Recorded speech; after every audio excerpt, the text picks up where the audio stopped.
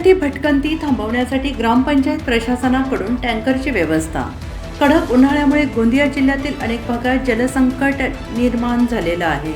गोंदिया जिल्ह्यातील आमगाव तालुक्यातील वडद येथेही भीषण पाणी टंचाई निर्माण झाली असून गावातील पाण्याचे मुख्य स्रोत पूर्णपणे आटले आहेत। ग्रामस्थांची पाण्यासाठी होणारी वणवण आणि भटकंती थांबवण्यासाठी अखेर वडद ग्रामपंचायत प्रशासनाने गावात टँकरने पाणी पुरवठा सुरू केला आहे। यावर्षी पारा वाढल्याने भूजल पातळी कमालीची खालावली आहे।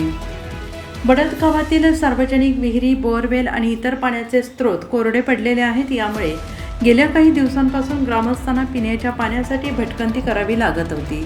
नागरिकांची हीच पाण्यासाठीची होणारी पायपीट आणि वाढती मागणी लक्षात घेऊन वडद ग्रामपंचायत प्रशासनाने तातडीने पावले उचलली। गावातील पाणी टंचाईवर मात करण्यासाठी प्रशासनाकडून टँकरची व्यवस्था करण्यात आली असून आता टँकरद्वारे नागरिकांना, गावकऱ्यांना पाणी पुरवठा केला जातो आहे। सरोज कावळे, ब्युरो हेड, गोंदिया।